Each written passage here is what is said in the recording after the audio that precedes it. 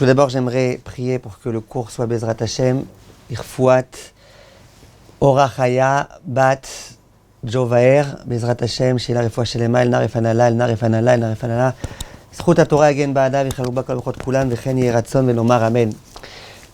J'ai le plaisir de vous retrouver aujourd'hui, un petit peu avant Tisha B'Av, pour vous parler un petit peu, sous un angle qu'on n'a encore jamais abordé, de ce que c'est que Tisha B'Av, de ce que c'est que le Beth Amikdash, de ce que c'est que la perte du Beth Amikdash.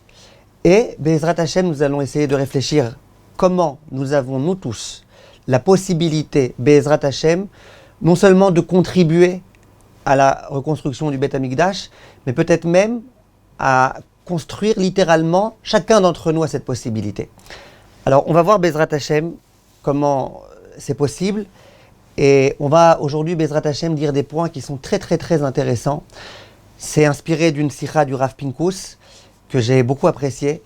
Et on va dire, Bezrat Hashem, des choses que je pense que tout juif a besoin d'entendre et que même les gens qui connaissent déjà ont besoin de se rappeler. Et je m'adresse à moi en premier lieu.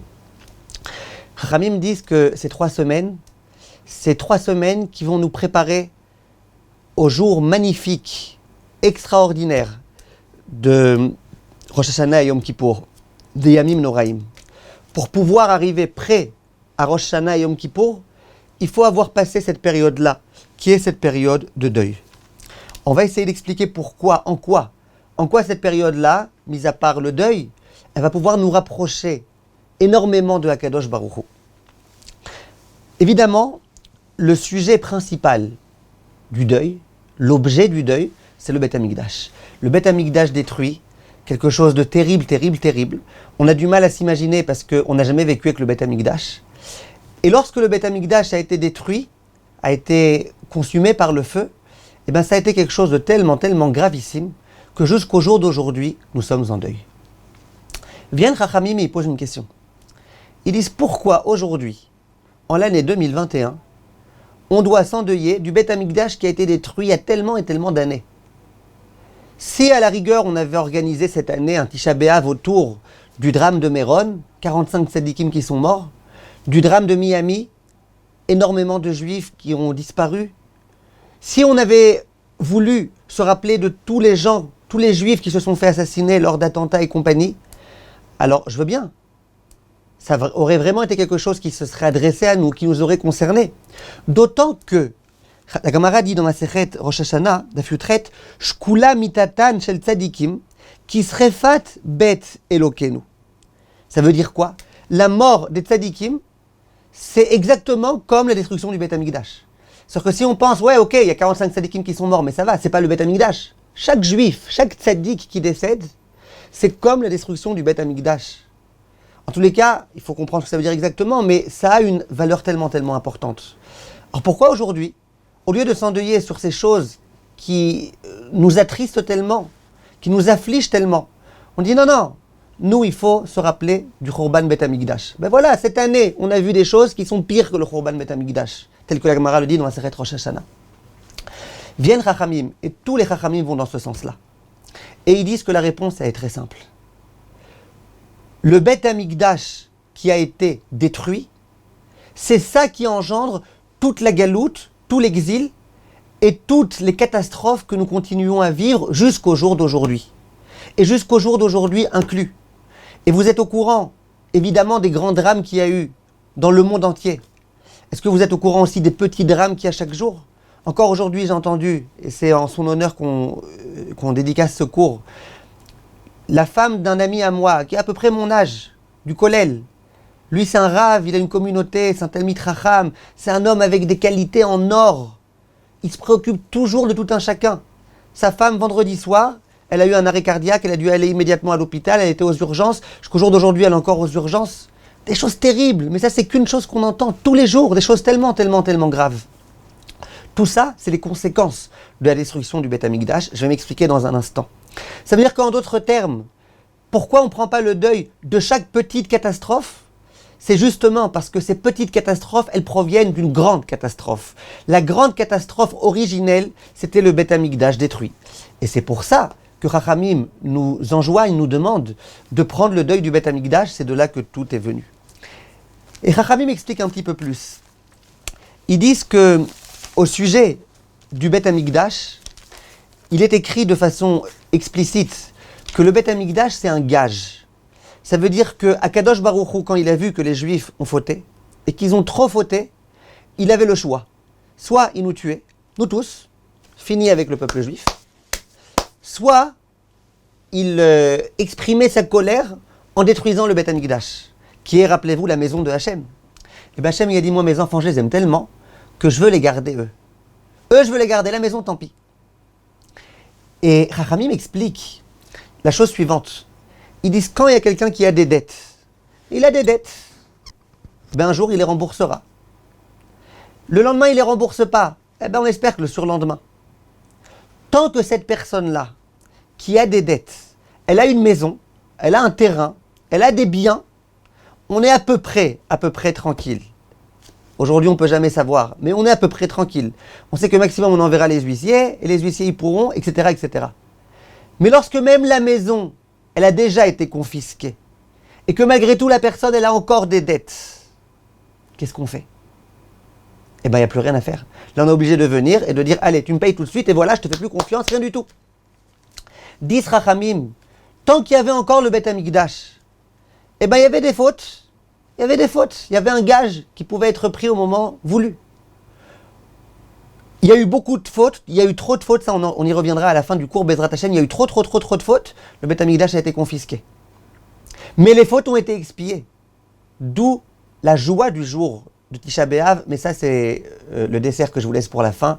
Le grand chidouche du Khatam Sofer, que le jour de Tisha B'Av, c'est censé être l'un des jours très joyeux, mais on y arrivera à la fin Bezrat Hashem.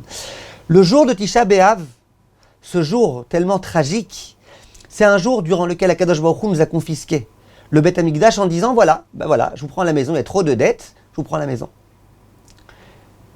Après la destruction du Beth Amikdash, eh ben chaque faute, elle doit être punie.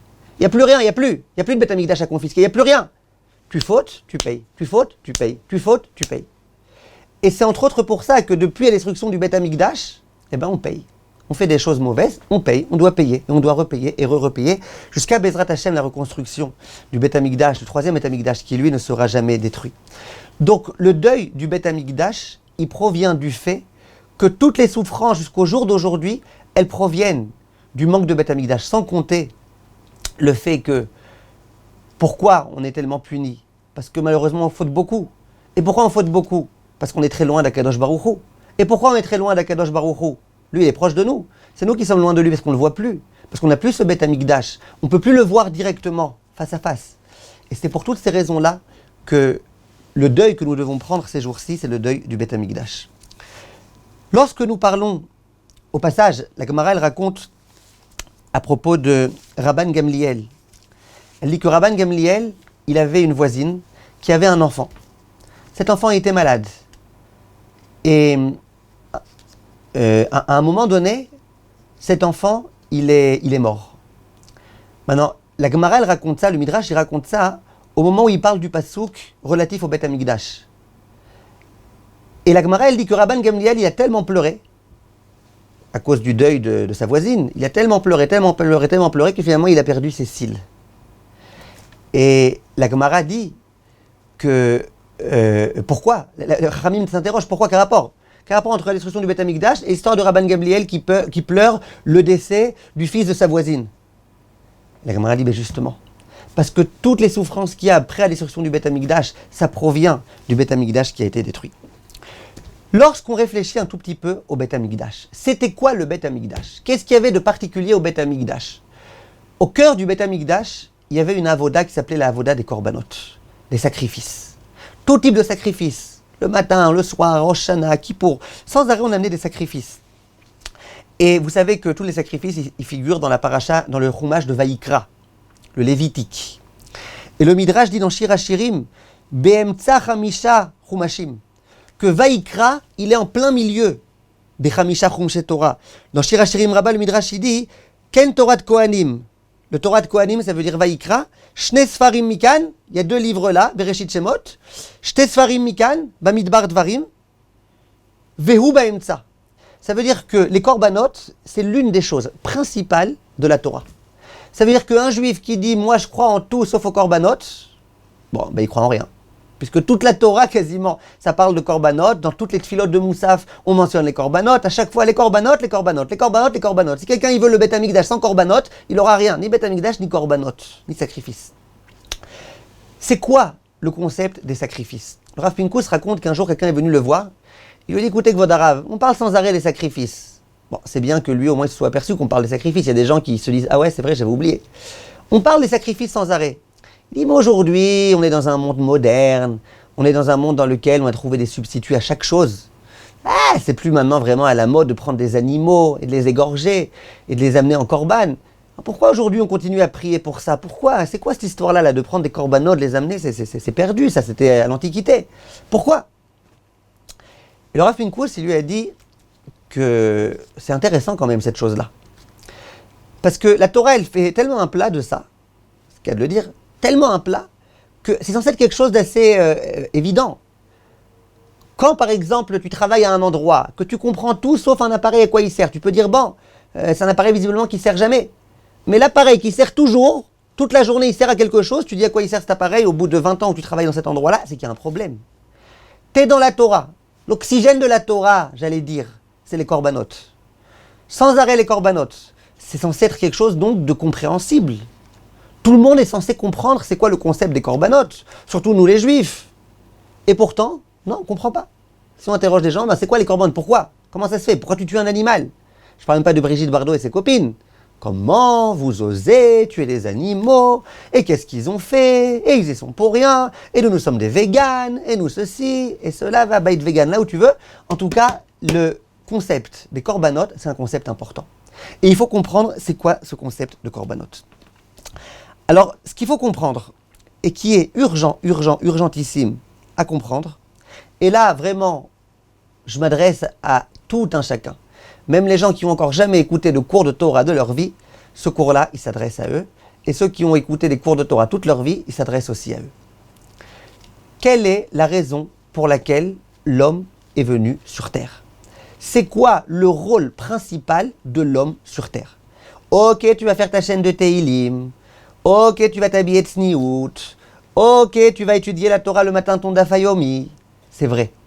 Mais c'est quoi le but principal d'un homme? C'est quoi la définition d'un homme? L'homme qu'Akadosh Baruch Hu attend, c'est qui? C'est quoi? Vient le Rav Pinkus, et après il le prouve avec les propos du Rambam que je vous lirai Bezrat Hashem dans les mots. Il dit, l'homme, la définition la plus précise de l'homme, c'est quelqu'un qui est lié à Akadosh Baruch Hu. Un être humain qui n'est pas lié à Akadosh Baruch Hu, à la rigueur, il le dit, c'est un peu comme un animal. Le Rambam, il va l'expliquer. Si tout ce que tu as dans ta vie, c'est juste manger et boire et faire de l'argent et machin, ben, tu es un peu comme un animal. Qu'est-ce qui différencie l'homme de l'animal? Dit le Rambam, on va le voir dans un instant, c'est justement la possibilité d'être connecté à la Metsiout, à Akadosh Baruch Hu. Akadosh Baruch Hu, c'est le seul qui existe sur Terre. C'est lui qui a créé le monde, c'est lui qui nous fait vivre à chaque instant, c'est lui qui existe pour de vrai, en quelque sorte. Si l'homme est connecté à Akadosh Baruch Hu, il existe. Si l'homme est déconnecté de Hachem, qui ne connaît pas Hachem, qui ne veut pas connaître Hachem, eh bien, en quelque sorte, il n'existe pas. Le Rambam écrit ça de façon très très précise dans l'introduction au Pirouche à Mishnayot. Il dit, je vous lis dans les mots un petit peu, à Adam Kodem sheyaskil veyeda unershav kebehema.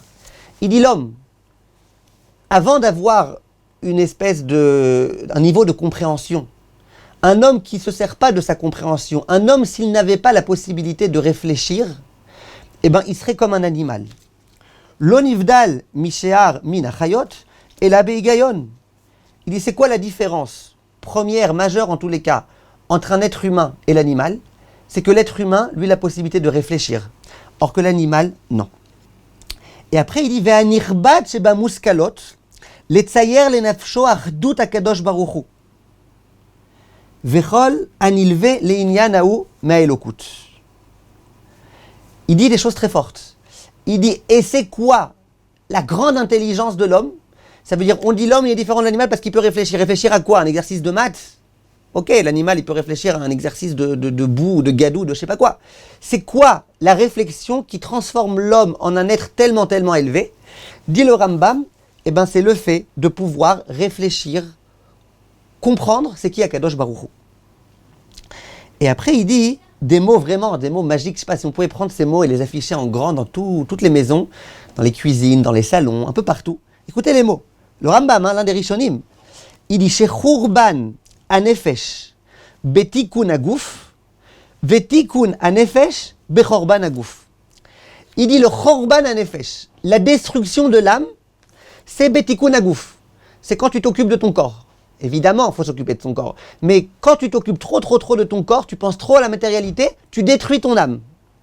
Vetikun anefesh bechorban aguf. Et si au contraire tu veux bâtir ton âme, tu veux la faire grandir, eh ben délaisse un petit peu ton corps. Et il explique le Rambam. Il dit chez Adam kshiyerodev ta'avot, il dit lorsque l'homme est sans arrêt en train de courir après les désirs, ou magbir amour gachot à la mouskalot, que sans arrêt il met l'avant sur ses volontés plus que sur ce qu'il sait être vrai, ou ma'avir sichlo le ta'avotav, et son sechel, son intellect, il est assujetti à ses pensées, non, à ses envies, excusez-moi. Adiarzor kebehema. Alors, d'une certaine façon, il est comme l'animal. Pourquoi? Asherlo tetsayer le nafsha, et la achila, ve'ashtia, ve'atashmish. Il dit, c'est quoi un animal? L'animal, à quoi il pense toute la journée? Il pense à manger, il pense à boire, le petit veau, il pense à téter sa maman, il pense à faire toutes ces choses-là, et puis voilà, c'est ça l'animal. Si l'homme, ayons le courage de réfléchir un tout petit peu à ça, je vous répète, je me parle à moi-même aussi. Si sans arrêt toute notre vie, depuis le moment où on se lève jusqu'au moment où on va se coucher, c'est aller encore un peu de matérialité, encore un peu de matérialité, encore un peu d'argent, encore un peu de nourriture, encore un peu de machin, encore un peu de truc, encore un peu de... Ben, c'est quoi la différence entre nous et l'animal?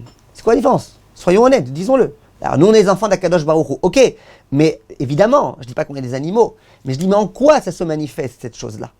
Ça c'est ce que le Rambam dit de façon explicite. Donc, si on réfléchit, si on veut résumer tout ça en des mots très très clairs, c'est quoi la spécificité de l'être humain? C'est que l'être humain, il est connecté, il a la possibilité d'être connecté à Hachem, il a la possibilité de se déconnecter du matériel pour entrer dans un monde spirituel, pour entrer dans un monde bien meilleur. Et ça, évidemment, vous l'entendrez.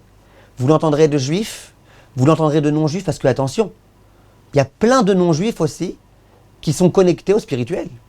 Il y a plein de non-juifs. Aujourd'hui, il y a des tas de non-juifs qui, pour tout type de raisons, ils sont connectés. Alors, est-ce qu'ils accomplissent les mitzvot des Bnei Noach ou pas? C'est un autre problème. Souvent, non. Mais ils sont connectés. Ils savent qu'il y a une force suprême. Ils savent qu'il y a Dieu. Ils savent que Dieu, il est grand. Ils savent qu'ils doivent leur vie à Dieu. Et ils croient. Ils croient en Dieu. Il y a plein de non-juifs aujourd'hui qui croient en Dieu. Et ces gens-là, vous les entendez plein de fois. Ils vont vous dire, pour moi, la matérialité, ça ne m'intéresse même pas. Moi, j'ai beaucoup d'argent, mais ça ne m'intéresse pas. Moi, ce que je veux, c'est la simplicité. Moi, ce que je veux, c'est la connexion à Hachem. Même des non-juifs. Des non-juifs, des juifs en particulier, que ce lien-là, il est important. Et le Rambam, il finit. Et il dit que sinon, l'homme, il nage dans le théum. Il nage dans le shéol. Si l'homme, il est complètement matériel, eh ben, il nage dans la gadou. Ça, c'est la définition. Maintenant, la question qui va se poser. Quelle différence? Donc on a compris la différence entre un être humain et un animal. L'animal, il n'a rien de spirituel, bien qu'il a un petit peu. Il y a quand même le Perek Shira, il y a quand même des chants qui l'adressent à Akadosh Baruch Hu. Mais bon, disons que c'est un niveau assez bas. Alors que l'être humain, il a la possibilité d'appréhender Dieu, de méditer Dieu, etc. Très bien. Quelle différence entre le juif et le non-juif? Si le non-juif, il a aussi des mitzvot, qu'il respecte ou qu'il ne respecte pas, qu'il a la possibilité de se coller à Kadosh Baruch Hu, qu'il a la possibilité de parler à Kadosh Baruch Hu, de vivre une vie spirituelle. Alors c'est quoi la différence finalement entre le juif et le non-juif? Ben, la grande différence, et ça la Torah elle nous le dit plusieurs fois, c'est que le juif, Akadosh Baruch Hu, il aime particulièrement le peuple juif. Il aime tout un chacun.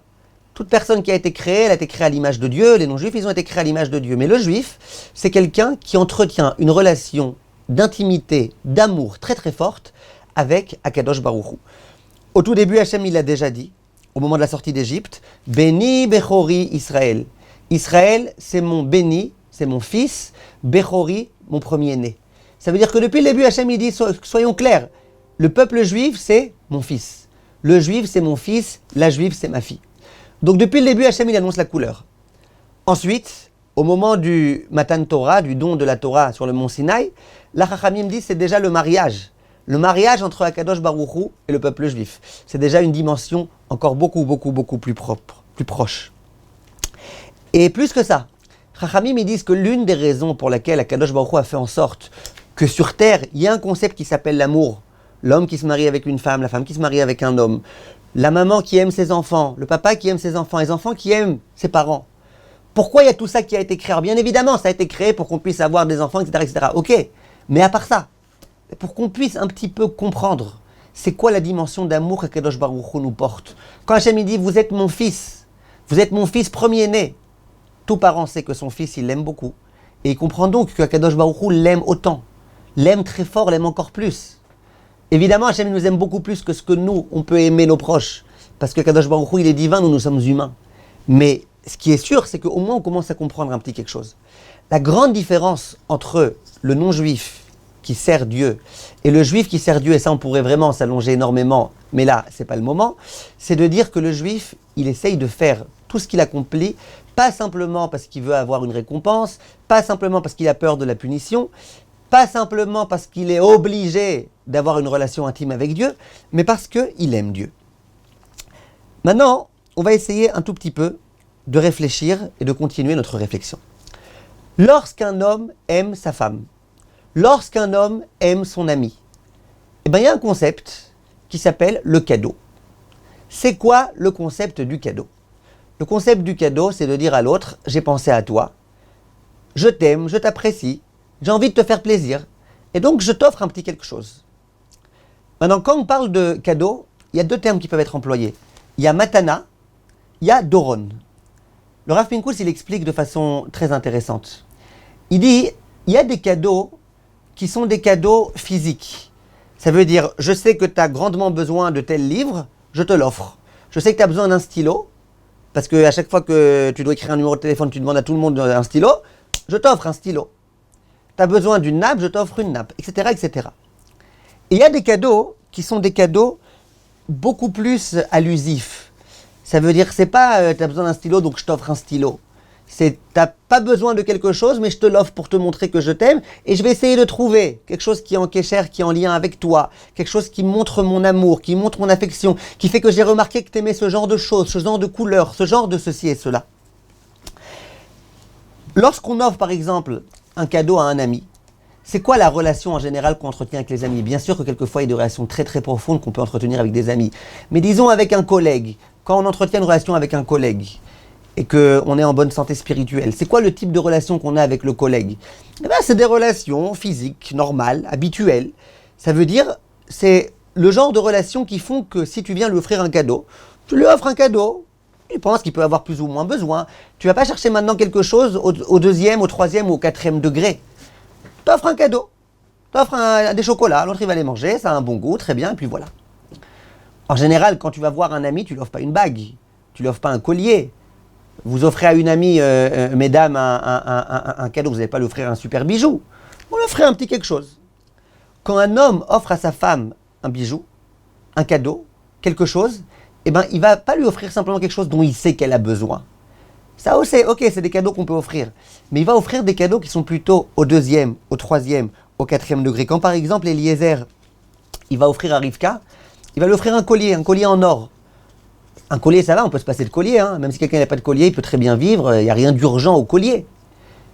Non, mais le collier, c'est quelque chose de particulier. Plus que ça. Un homme, il offre à sa femme une bague, sous la choupa, le jour du mariage. Une bague qui en général vaut pas très très cher, ça vaut plus qu'une prouta c'est sûr, mais ça vaut pas très très cher. Imaginez qu'un jour cette femme-là elle est un petit peu, elle manque de quelque chose, quelqu'un lui dise allez je te l'achète à 1000 euros. Elle dira mais non, c'est la bague de mariage quoi, ça vaut tout pour moi. 10 000 euros. Mais non, je la vendrai pour rien au monde. Pourquoi tu la vendras pour rien au monde, cette bague? Parce que tu es consciente que cette bague-là, c'est pas simplement une valeur en tant que telle, mais c'est beaucoup plus que ça. Ça a une dimension affective beaucoup plus importante que cela. Ça, c'est ce qu'explique le Rav Pinkus. Donc, quand tu vas offrir un cadeau, quand tu entretiens une relation humaine simplement, ben, tu offres un cadeau, quelque chose dont tu penses que l'autre a besoin. Quand c'est une relation profonde, eh ben, tu offres un cadeau qui est plus profond, qui suscite un peu plus de réflexion. Pourquoi il m'a offert ça? Qu'est-ce qui se cache de là-bas? Etc., etc. Le lien que Akadosh Baruch Hu entretient avec les nations du monde, c'est un lien qui est le même lien que les nations du monde entretiennent avec Dieu. Les nations du monde avec Dieu, elles entretiennent un lien très simple.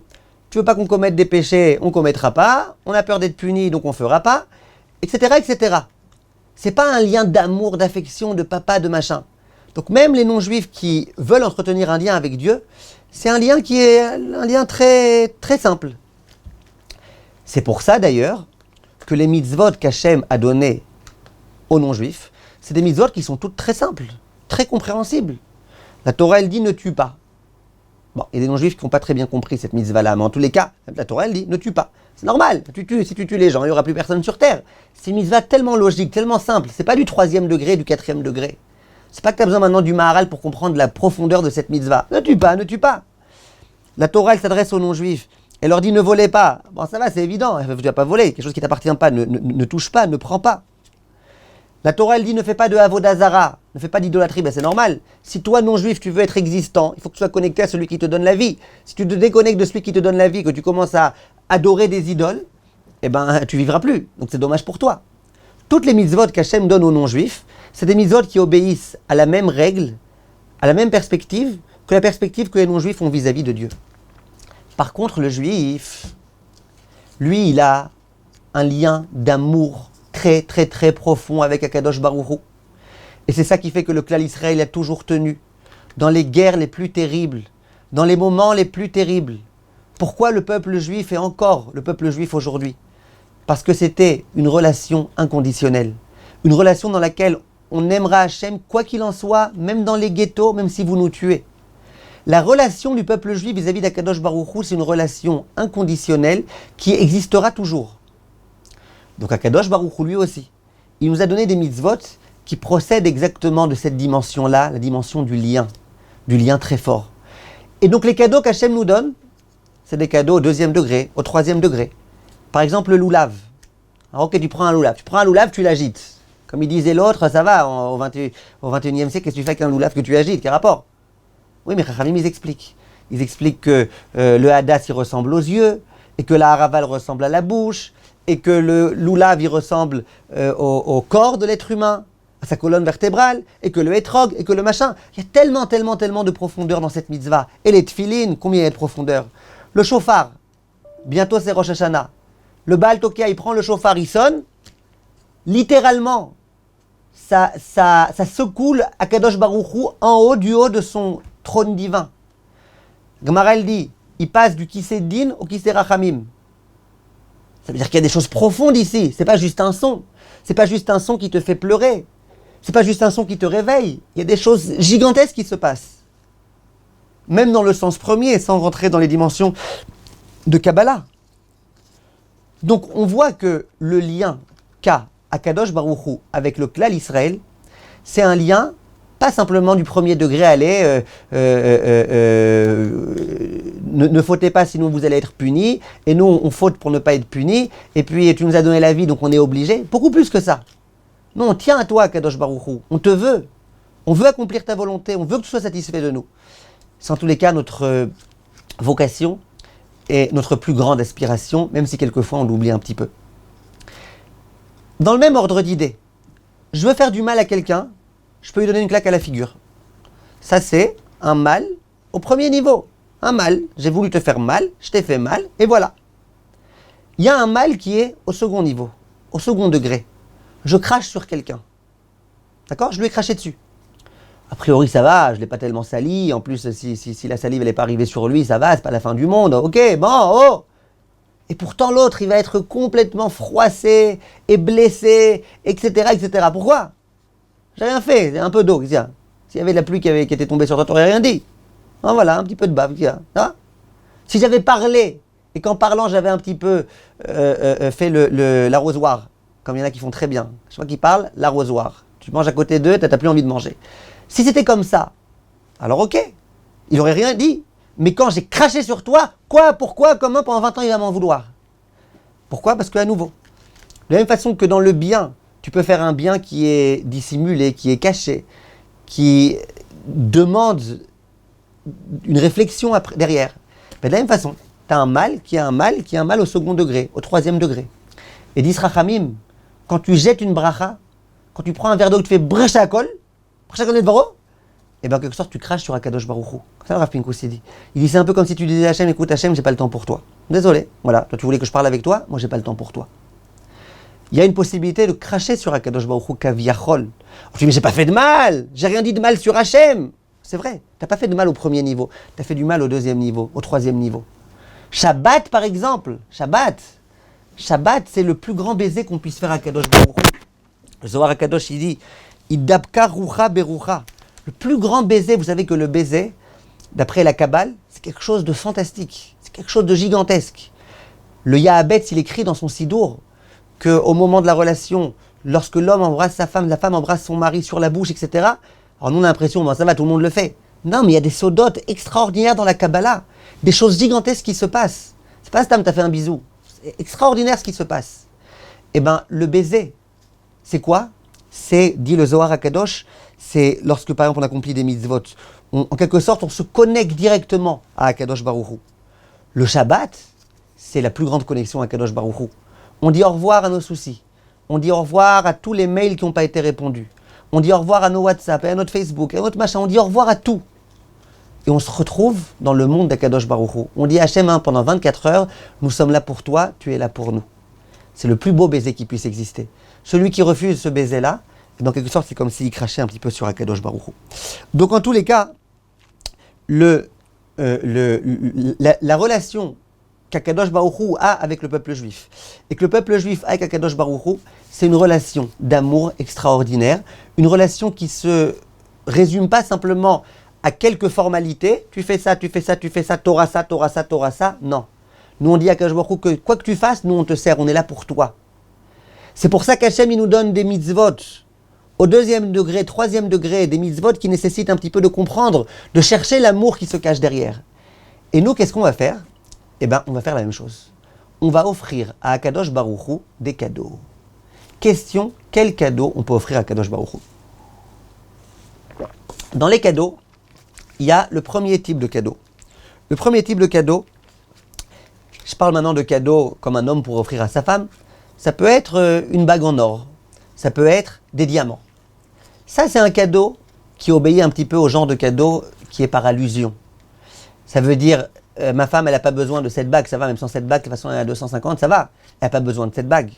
Mais quand je viens lui offrir cette bague, je viens lui dire, tu vois, l'or, c'est quelque chose d'important. Mais toi aussi, t'es importante, ma chérie. T'es de l'or.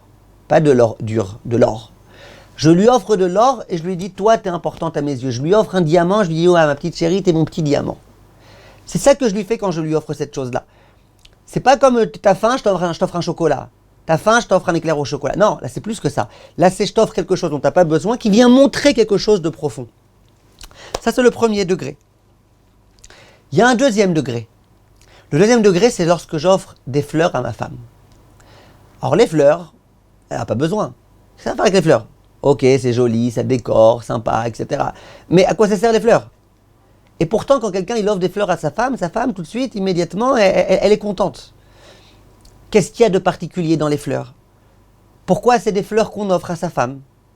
Une fois, il y en a un qui s'est plaint. Il y en a une qui s'est plainte, excusez-moi, elle s'est plainte. Elle était voir Chatranit. Elle a dit, bon, il est sympa le monsieur que vous me présentez à chaque fois, mais il y a un problème. Chaque fois qu'il m'offre des fleurs, elles sont fanées. Chatranit, elle lui dit, parlons-en. Tu devrais ne pas arriver en retard à chaque fois à tes rendez-vous. D'accord? Les fleurs.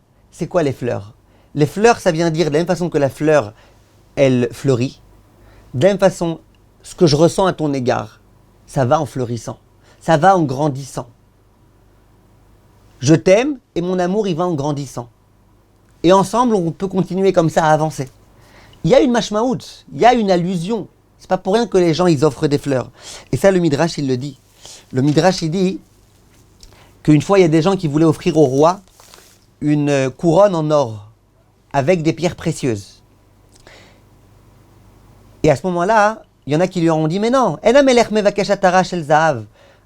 Dieu, il veut pas, et là on parle d'Akadosh Baruch Hu, Dieu, il veut pas une couronne en or. Yeshkan Shoshanim, il y a ici des roses, des fleurs. Et le Midrash, il continue, et il dit que c'est exactement ce qui s'est passé avec Akadosh Baruch Hu. Que Akadosh Baruch Hu, il y en a qui veulent lui offrir une très très très très belle, somptueuse couronne en or. Hachem dit, mais non, offrez-moi une couronne avec des fleurs. Pourtant, les fleurs, ça vaut beaucoup, beaucoup moins cher que l'or et que les pierres précieuses. Oui, mais il y a ici quelque chose. Il y a ici quelque chose d'intime entre Akadosh Baruch Hu et le peuple juif. La fleur, elle grandit, elle pousse. Nous aussi, on veut être proche de toi. On veut que notre amour, il aille en grandissant. Et il y a un niveau encore supérieur de cadeau. Un niveau supérieur, c'est celui de la vie. C'est pas que j'offre de l'or, c'est pas que j'offre des fleurs, c'est que j'offre quelque chose de vivant. L'exemple le plus fort de l'homme qui a été capable d'offrir le vivant, et aujourd'hui c'est complètement interdit de faire une chose pareille, c'était la Akedat Yitzhak.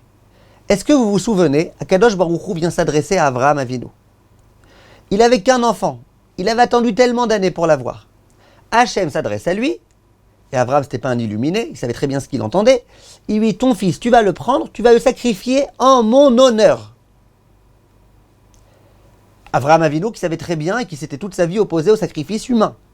La Torah, elle n'a jamais été pour les sacrifices humains, sauf ce jour-là où elle a pensé être, peut-être, pour ce sacrifice humain.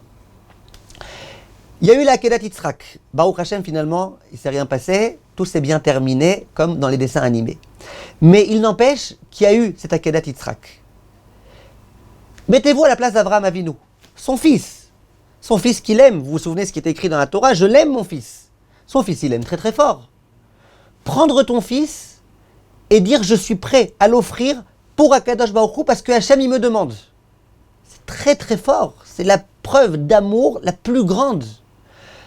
Il aurait pu dire je veux pas, il aurait pu dire j'abjure, ça y est. Jusque là j'étais d'accord d'être en bon terme avec toi Akadosh Baruch Hu, maintenant c'est terminé. Combien je vais être en bon terme avec toi? Tu veux me prendre mon fils, bientôt tu vas me prendre à moi? Il aurait pu se révolter. Non, Avraham Avinu, il dit à Kadosh Baruch Hu, si tu me demandes, je suis prêt à le faire tellement que je t'aime. Pourtant, il aimait son fils. Oui, mais je t'aime tellement Hachem, je t'aime encore plus que mon fils. Si ce que tu me demandes, c'est de te donner mon fils, je te donne mon fils.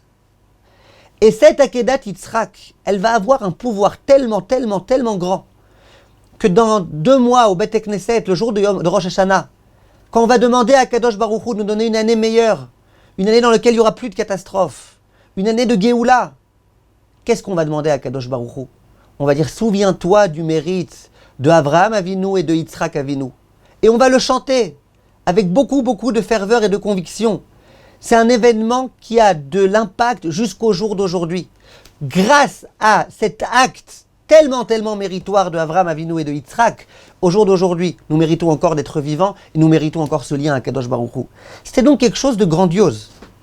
Et Chachamim me demande, si c'était tellement grandiose, pourquoi on ne le fait pas nous, chacun son premier-né qu'il le fasse? Non. Pourquoi non? Parce que ça a eu un impact tellement fort, cet acte-là d'Avraham Avinu avec Yitzhak Avinu, que c'est plus la peine, ça y est, c'est plus la peine. Et donc si maintenant quelqu'un veut faire ça, ça s'appelle littéralement tuer son fils, et c'est l'une des avérotes les plus graves de la Torah. La Retzicha, à savoir de tuer, le meurtre. Donc regardez un petit peu, ça c'était la chose qui pouvait prouver le plus possible son amour. C'est pas simplement que je te donne mon matériel, je te donne mon argent, que je te donne des choses qui ont une symbolique. Je te donne moi-même. Je te donne mon fils qui fait partie de moi-même. Mon sang, je te l'offre. Mon être, je te l'offre. C'est un petit peu aussi ce que Chachamim nous dit à propos de la Brit Mila. On prend notre fils, qu'on aime tellement, et on va faire un acte qui, a priori, tellement cruel, de faire mal à un pauvre petit bébé qui vient de naître. Le Zohar explique, et on avait fait un jour un cours à ce sujet-là, il est sur le site si vous voulez, Parashat Lech Lecha. On avait expliqué, mais l'un des points c'était justement ça. C'est comme ça qu'on montre notre amour à Kadosh Baruch Hu. C'est comme ça qu'on montre à Kadosh Baruch Hu qu'on est prêt. On est prêt à tout pour lui, mais si vous voulez bien vous rappeler de ce cours-là, vous pourrez le regarder Bezrat Hashem. En tout état de cause, il y a quelque chose, un concept qui s'appelle offrir soi-même. Littéralement, offrir un vivant. Maintenant, comme on a dit, au jour d'aujourd'hui, Akadosh Baruch Hu, il ne veut plus qu'on offre des êtres humains. Il ne veut pas. Même Yitzhak, il ne voulait pas, il voulait juste tester Abraham Avinu. Alors qu'est-ce qu'on fait? On prend un animal. On prend un animal. L'animal, c'est, j'allais dire, celui qui ressemble le plus à l'être humain. Parce que l'animal, il a lui aussi tous les membres de l'être humain. Et il a aussi la vie. Il a aussi la possibilité de communiquer à sa façon. Il a aussi un petit peu de sentiments, d'après certains, en tous les cas. L'animal, ça ressemble vraiment à l'homme. Lorsque l'homme prend l'animal et qu'il dit « je l'offre », ça veut dire que j'aimerais même m'offrir moi-même. Voilà, tout mon être, toute ma vie, tout, je suis tout prêt à remettre à Kadosh Baruch Hu entre tes mains. C'est de cette façon-là qu'on peut comprendre le concept des corbanotes. Et les gens qui vont me dire « mais le pauvre animal, il y est pour rien », qu'est-ce qu'il a fait? Alors ça, c'est une très très bonne question. Bezrat Hashem, il y a des cours qui vont être mis en ligne bientôt sur le Tsar Ba'alei Chaim et surtout le sujet du vegan, etc. Et là-bas, on répondra, Bezrat Hashem, à cette question-là. Ce n'est pas mon sujet tout de suite. Ce que je vous dis juste en un mot, c'est que c'est le plus grand mérite du monde pour l'animal que d'être amené en sacrifice. C'est-à-dire que si moi j'avais été un animal et qu'on me demandait « est-ce que tu préfères mourir de vieillesse ou mourir en sacrifice pour Akadosh Baruch Hu ?» Eh bien moi j'aurais dit « je veux, je demande, je suis prêt à payer 1 million pour mourir en tant que korban ». Mais j'arrête ici ma parenthèse parce que ce n'était pas le sujet maintenant. Donc c'est ça le concept du korban, du sacrifice. Dire à Hachem « je m'offre à toi ». Comme on va dire au début de la tefila de Yom Kippour. Mes yeux sont à toi, mon nez est à toi, ma bouche est à toi, mes mains sont à toi, mon argent, tout est à toi, tout. Maintenant, on peut se poser la question, alors pourquoi il y a des gens qui ont du mal avec ça? Pourquoi il y a des gens qui disent, je ne comprends pas, c'est quoi tout le concept du korban? Ben, c'est très simple, parce qu'ils n'ont pas été habitués à ça. Allez faire un baiser à quelqu'un qui n'a jamais entendu parler du concept du baiser. Mais il va vomir, c'est dégoûtant, c'est affreux. Tu viens, tu te colles ta baffe sur moi, là, en plus avec tes marques de rouge à lèvres, de machin, c'est dégoûtant. Tu vas offrir un bouquet de fleurs à quelqu'un qui n'a jamais entendu parler du concept de bouquet de fleurs. Ni romantique, ni walou. Il va regarder, il va peut-être essayer de les manger, il va les vomir, il ne sait pas quoi faire avec. Et bien le concept du korban, c'est pareil. Si on n'a pas compris c'est quoi, parce qu'on n'est pas habitué, on n'est pas familier à ça. Alors évidemment qu'on ne peut pas comprendre c'est quoi le cadeau qu'on offre à Kadosh Baruch Hu lorsqu'on lui offre cette chose-là. Et il y a une autre dimension. Il y a la dimension de la parole. Au jour d'aujourd'hui, on n'a plus de Beth Amikdash. On ne peut plus offrir des korbanot. Mais ce qu'on peut, c'est parler. Parler à Kadosh Baruch Hu. Prier à Kadosh Baruch Hu. Réciter la paracha des korbanot. La Gemara no Menachot Kuf Yud, elle dit Kola Omer parashat Chatat, Keilu Ikriv Chatat. Toute personne qui lit la paracha du korban Chatat, c'est comme s'il amenait un korban Chatat. Le Yahabetz, il dit Mitzvah la asok betorat abinyan. C'est une mitzvah d'étudier la Masechet Midot, dans lequel on explique exactement les dimensions du Bet Amikdash. Venershav Keilu Oskim beminyano befoal. Et quand on étudie ça, c'est comme si on le construisait littéralement. Vareu Keilu lo charav. Et c'est comme s'il n'avait pas été détruit parce qu'on est en train de le construire en étudiant sa construction. Vadayin omed banouy al mechono. Aujourd'hui, la force qu'on a, c'est la possibilité de prier, la possibilité de parler à Kadosh Baruch Hu, la possibilité de recréer la relation. Je peux vous dire par expérience, les couples dans lesquels ça ne va pas, 99% des cas, je ne parle pas des 1% des cas qui aujourd'hui sont devenus un peu plus que 1% de problèmes psychologiques et de manipulateurs et de machin et de trucs, je ne parle pas de ça, mais je parle de 99% des cas. C'est des cas de quoi? De manque de communication. Les gens ne communiquent pas. Le jour où l'homme accepte de parler à sa femme, et il est surtout prêt à écouter sa femme, et bien là, les problèmes sont résolus. Les gens, ils sont toute la journée avec leur téléphone. Et quand tu leur demandes pourquoi avec ton téléphone tu peux parler toute la journée et ta femme non, ils te disent parce que lui au moins on peut le mettre en mode silence. C'est quand la dernière fois que tu l'as mis en mode silence, espèce de menteur? D'accord. Donc ce que je veux dire, c'est que le concept de la parole, de la communication, c'est la chose la plus forte qu'on puisse faire. J'en arrive tout de suite à une réflexion très très importante et je pense que c'est là le cœur de notre sujet et c'est là le point le plus important que je voulais vous dire. Et bien qu'on était le 14 juillet, le jour de la Iloula du Harizal, je pense qu'il fallait quand même qu'on se pose la question. Nous tous, nous avons perdu le Beth Amikdash. Nous tous, nous pleurons. Nous tous, nous pensions que cette année, nous aurions le Beth Amikdash à Tisha B'Av et nous continuons à penser et à espérer en tous les cas. Mais il n'empêche qu'on espérait aussi ne pas avoir le Shiva Asar Betamouz, et il est arrivé. On espérait ne pas avoir ce Rosh Chodesh Av, et il est arrivé. Nous tous, on se pose la question, qu'est-ce qu'on fait? Maintenant, quand on dit aux gens, il faut se poser la question, qu'est-ce qu'on fait? Les gens, immédiatement, ils sont habités d'un sentiment. Ils disent, de toute façon, ça sert à rien. Parce que même si moi je fais, allez, moi j'ai écouté le cours, là, j'ai pris un peu de mon temps, j'ai écouté le cours, je vais prendre sur moi telle et telle chose, mais ça sert à rien, je suis toute seule.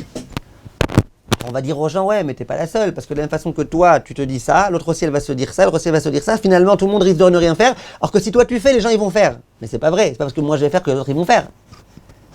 Donc, il y a souvent une espèce d'indifférence qui provient du fait qu'on se dit, moi, en tant qu'individu, je peux rien faire. Donc si j'avais été le Rav Chaim Kanievski, par exemple, moi, en tant que Rav, et que j'avais organisé un Zoom pour 1 million de personnes, et que j'avais dit à 1 million de personnes, vous faites A, B, C, D, peut-être. Mais là, qu'est-ce qu'on va faire? Qu'est-ce qu'on va faire? On est une quarantaine de personnes à écouter, qu'est-ce qu'on va faire? Qu'est-ce qu'on peut faire? Même si on fait quoi? Or, c'est là que j'aimerais vous dire quelque chose de très, très, très, très important. Vous vous souvenez de ce qui s'est passé il n'y a pas longtemps, c'était il y a 2 semaines, dans Parashat Hashavua. Vous vous rappelez de ce qui s'était passé? Bilam a donné un conseil très, très, très, très, très pervers à Balak. Il lui a dit, on n'a qu'à commencer à mettre des prostituées, et comme ça les Juifs, ils vont craquer. Et les Juifs, ils ont craqué. Et Akadosh Baruch Hu, il s'est mis dans une très, très grande colère à l'égard du peuple juif. À ce moment-là, il y a eu des tas de morts. Et là, il y a un homme qui va venir. Cet homme, il va s'appeler Pinchas. Pinchas, il va venir, il va faire un acte de bravoure, un acte de courage gigantesque. Il est révolté par ce qu'il voit. Il va tuer les personnes qui ont fait ce qu'ils ont fait, qui étaient tellement, tellement interdits, qui ont fait ça devant tout le monde. Et là, d'un coup, Akadosh Baruch Hu, il dit, par le mérite de Pinchas ben Elazar ben Aaron à Cohen, mon courroux s'est calmé. Ça y est, il n'y a plus de problème. Je suis plus fâché. J'arrête de tuer les gens. C'est fini. Viennent Chachamim et disent, je ne comprends pas ce qui se passe ici. Finalement, tous les Juifs, ils faisaient tous tout et n'importe quoi, même ceux qui ne faisaient pas. Ils n'ont pas fait preuve de courage, ils n'ont pas fait preuve de révolte, rien. Il y a un homme qui a fait. Mais ce Pinchas, on dit nulle part que c'était un Gdolador, on dit nulle part que c'était l'un des grands du peuple juif, on dit nulle part que c'était un grand Talmid Chacham, on dit nulle part qu'à lui-même, il était comme 45 000 personnes. Non, un homme qui est révolté, qui dit je peux pas voir ce mépris d'Akadosh Baruch Hu, je peux pas. Donc rapidement, il va voir mon cher Rabbeinu, il dit n'est-ce pas qu'il faut tuer, il tue cette personne-là. Attention, ne vous prenez pas pour Pinchas. Ne vous amusez pas dès que quelqu'un ne fait pas la volonté de Dieu, entre guillemets, allez le tuer. Attention. En tout cas, ce que je veux dire, c'est que quand on est de la dimension de Pinchas, et que c'est ce qu'il fallait faire à ce moment-là, eh bien un homme, il était capable de sauver le peuple juif. Parce qu'il y a écrit, Velo chiliti ibn Israël bekinati, Hachem il dit, grâce à Pinchas, j'ai pas anéanti tout le peuple juif. C'est-à-dire que tout le peuple juif aurait pu être anéanti. Grâce à qui il n'a pas été anéanti? Grâce à un homme. Ni le Gdolador, c'était pas Moshe Rabbeinu, c'était un homme. Un yid, un juif qui a décidé de faire ce qu'il pensait être bon, ce qu'il savait être bon, ce qu'il a jugé être bon. Et Chachamim nous demande, et je vais vous le lire dans un instant dans le Messilat Yesharim, de comprendre. Ce Pinchas, ça peut être toi, ça peut être toi, ça peut être un tel, ça peut être machin, ça peut être moi. Ce Pinchas, c'est pas forcément Pinchas. Si tu me dis, je m'appelle pas Pinchas, je m'appelle David ou autre chose. Ce Pinchas, ça peut être toi. Et ça, vous allez me dire qui te dit. Qui te dit, ok, toi tu as étudié la parashat Pinchas de cette façon-là. Qui te dit? Eh bien, qui me dit? Le Ramchal. Le Ramchal, dans le Messilat Yesharim, il nous le dit. Il dit la chose suivante. Il dit,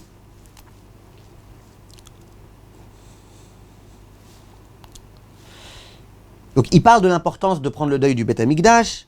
Il dit, Veu Mashe Amar Atan Deve Eliyahu Shevenu Lemala. Le chassid, attention, on est au Perek Yud Tet, le chapitre 19. Chapitre 19, ça veut dire qu'on est déjà, combien on s'est déjà élevé spirituellement. Dans le chapitre 19, il dit, c'est qui le chassid?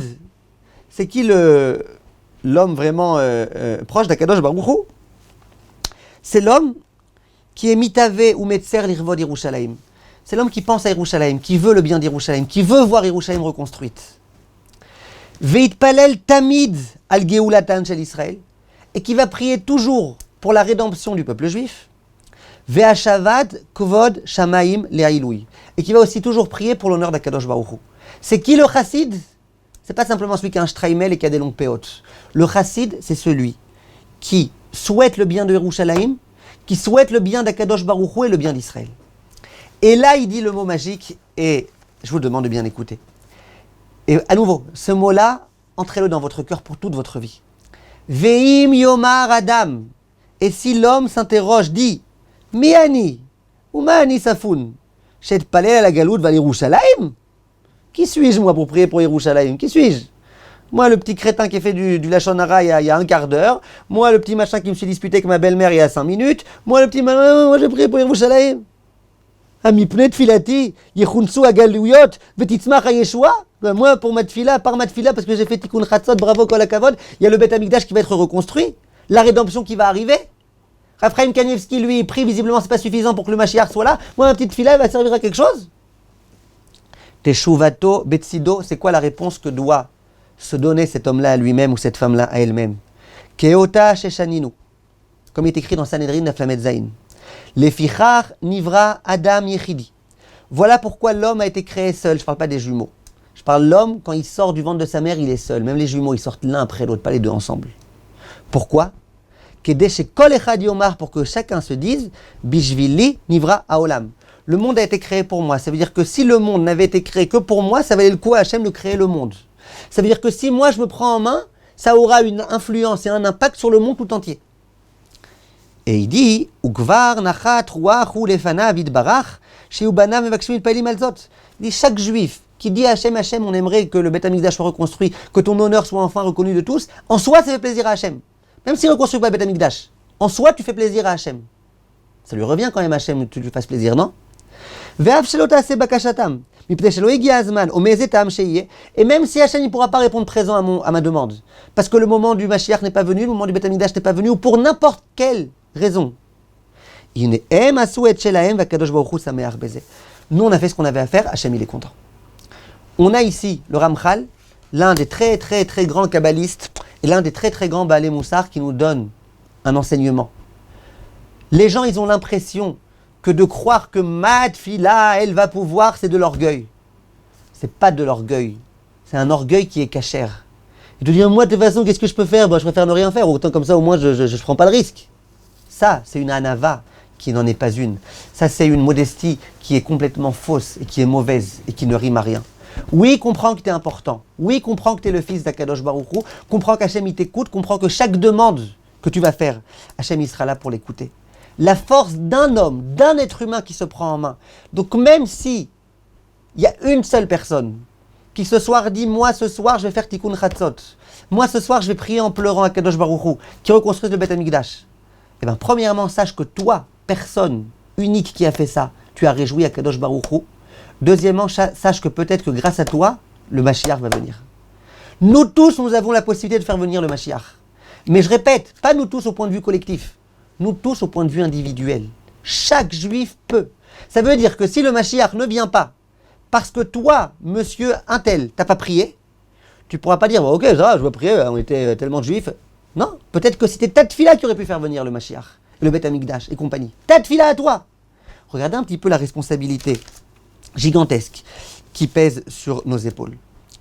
Pour terminer, j'aimerais vous dire que c'est donc ce qu'on va devoir faire. Ce qu'on va devoir faire ces jours-ci, ça va être de prier. Mais de prier pourquoi? Là, j'aimerais vous lire ce que le Ramban écrit, et je pense que c'est des mots qui sont importants. Le Ramban, il dit Yahashim et Israël, Ba'avour qui aime Begaloutam. Akadosh Baruch Hu, pourquoi il est en colère contre le peuple juif? Parce que lorsqu'ils sont en galoute, en exil, en France, à Jérusalem, on est aussi en exil aujourd'hui. Yassimu kol kavanatam biske haolam. Il dit pourquoi Hachem il est fâché contre nous? Parce que toutes nos pensées, elles sont que sur la matérialité. Umesim kol echad kavana leatzmo beto vasakav. Et chacun y pense à lui, à sa maison et à ses affaires. C'est le Ramban qui le dit, l'un des Rishonim. Veraou iliot laem bochim. Or qu'il faudrait qu'ils pleurent. Ou leitpalel ifne Hachem laila vayom. Et qu'on supplie à Kadosh Baruch Hu nuit et jour. She'ichaper alavon Israël, que Akadosh Baruch Hu expie la faute du peuple juif, veyachish ketz hageoula, et qu'il amène la geoula, ki a Mashiach bitshuva yavo miyad, parce que le Mashiach, il viendra tout de suite, si on fait teshuva. Ça veut dire que si on attend le Mashiach, souhaite le Mashiach, il va venir, super le Mashiach, il va venir, faites teshuva, le Mashiach, il va venir. Mais dans mes tfilotes, je prie que au rendez-vous que j'ai dans quelques jours, et à l'appartement que je suis censé vendre, et au machin que je suis censé acheter, et au truc, on se moque pas du monde. Ça veut dire qu'on a d'autres priorités avant le Mashiach. Dit le Ramban, et je m'adresse à nouveau, je vous répète encore une troisième fois, à moi aussi. Dit le Ramban, ça le met en colère à Kadosh Baruch Hu. Arrête de prier pour tes petits trucs à toi. Hachem, ce qu'il veut, c'est que tu pries pour le bien de tout le clan Israël. Et le bien du clan Israël, c'est d'avoir le Mashiach. Le Yahabetz, il dit la même chose, en d'autres termes. Il dit, c'est quoi le problème du peuple juif? C'est qu'ils ne prennent pas le deuil des Yerushalayim comme il faudrait. Il dit, et ça en soi, c'est l'une des raisons pour lesquelles l'exil il dure tellement longtemps. Il dit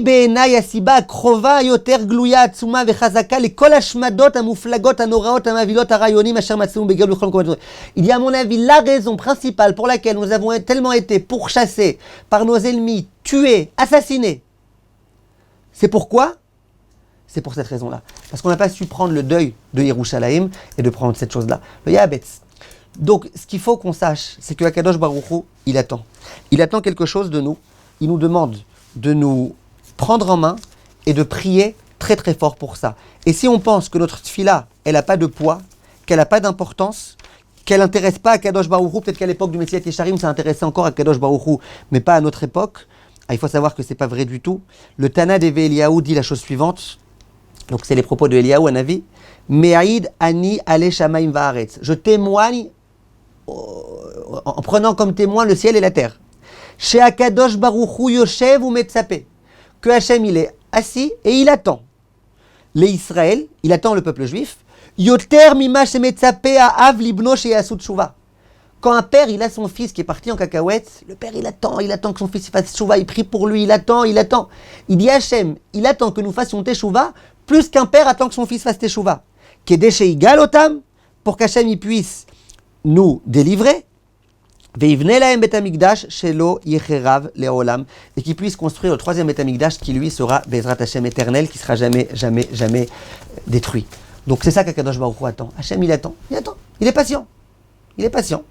Quelquefois il essaie de nous secouer un petit peu. Cette année combien on a été secoué? Mais Hashem il attend. Il attend quoi? Il attend une chose. Que tu arrêtes de penser simplement aux chips que tu vas manger demain soir, ou à la pizza que tu as mangé hier, ou à la dame croûte qui doit arriver de je sais pas où, et que tu commences à prier un petit peu pour des choses un peu plus importantes. Que tu chasses un petit peu la matérialité pour donner une supériorité à la spiritualité. J'aimerais terminer, mes chers amis, avec le tout petit dernier enseignement que je vous avais promis au début du cours. C'est un chidouche, vraiment, je suis sûr que vous n'avez jamais entendu un tel chidouche. Je me rappelle qu'une fois, vous êtes là, Rivka Brami? Je crois que vous êtes là, Rivka Brami, ouais.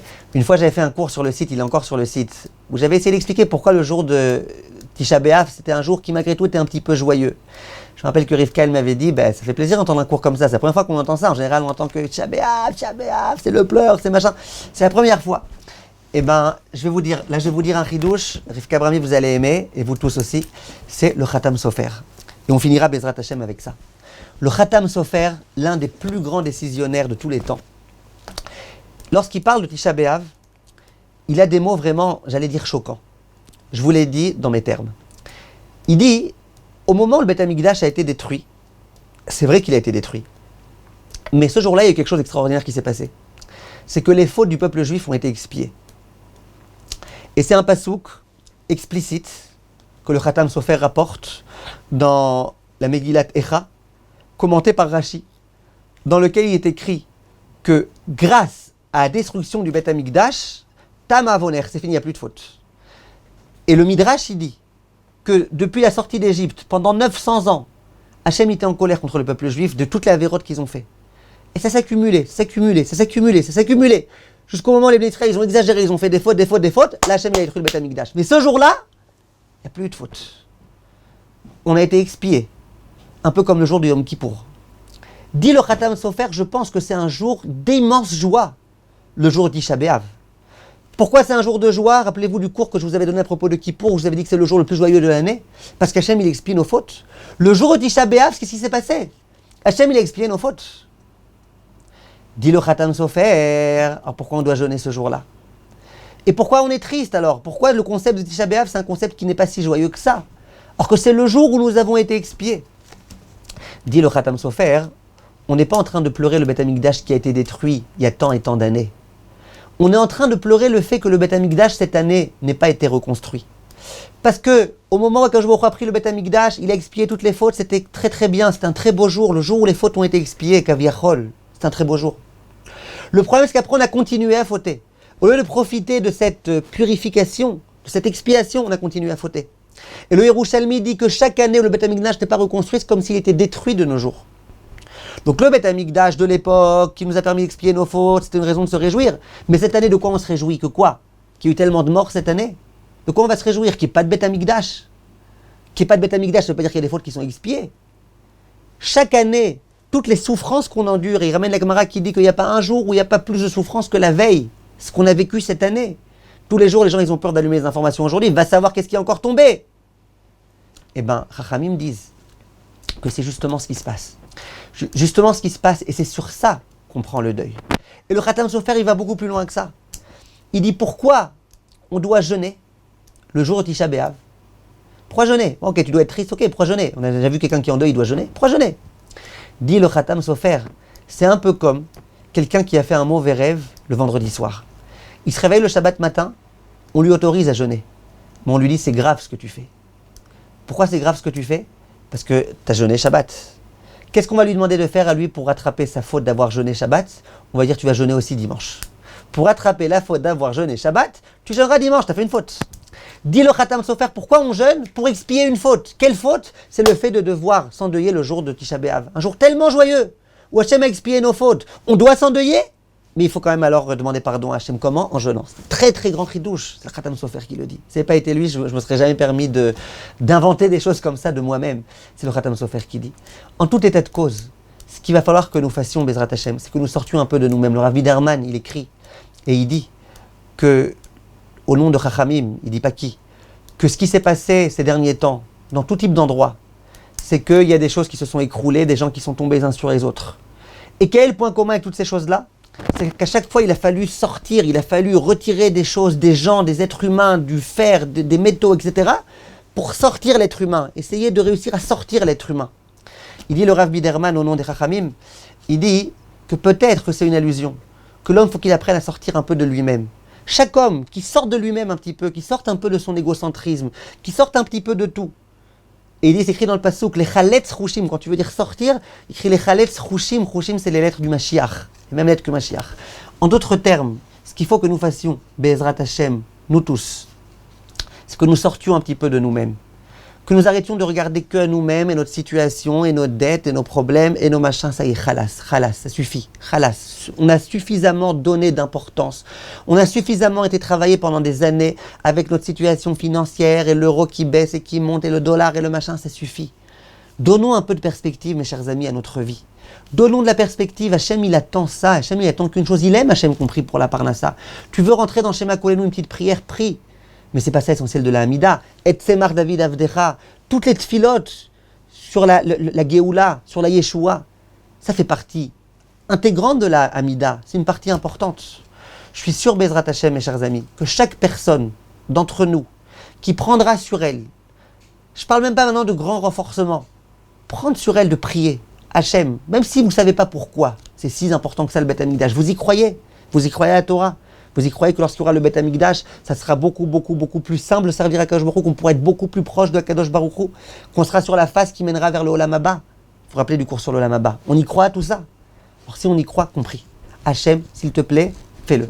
Et s'il y a des gens qui nous disent, mais on ne sait pas c'est quoi nous le Mashiach, le Beth Amikdash, etc., regardez le cours qu'on avait donné en Zoom l'autre fois, il est sur le site, sur le Mashiach, résurrection des morts, Olam Haba, et ça vous donnera envie, Bezrat Hashem, de comprendre combien vivre avec le Beth Amikdash, vivre avec le Mashiach, vivre avec Akadosh Baruch Hu, ça sera vivre avec énormément de perspectives. Ça sera vivre de façon beaucoup plus sereine, je vous promets.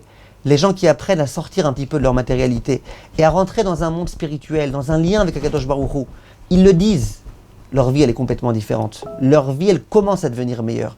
Enfin ils apprennent à prendre du goût à leur vie. Peu importe combien ils ont dans leur compte en banque, peu importe où ils vont en vacances, ils apprennent, ils commencent à goûter le goût de la vie. Bezrat Hashem qu'on ait ce mérite et que le Akadosh Baruch Hu Somerachem Alenu, qui nous construise le Beth Amikdash le plus vite possible, Bezrat Hashem, et qu'on ait déjà ce Tisha B'Av la possibilité de se réjouir. On va te donner les noirs. Voilà, s'il y a des personnes qui ont des questions, c'est maintenant. Si tu as d'autres babouches. Alors, Rivka, elle dit Nifla, cette idée rapportée par le Ramchal, ça donne beaucoup de force. Excellent cours qui nous éveille à une très belle réflexion pour changer notre regard et nos actions pour se rapprocher d'Hachem. Merci infiniment. Merci à vous. Toda Rabba. Elisheva, I love music. Si vous aimez la musique, c'est pas le bon moment maintenant. Amen. Merci beaucoup pour ce cours. Amen. Amen. Il n'y a pas de questions? Non? Au moins une petite question de halakha, non?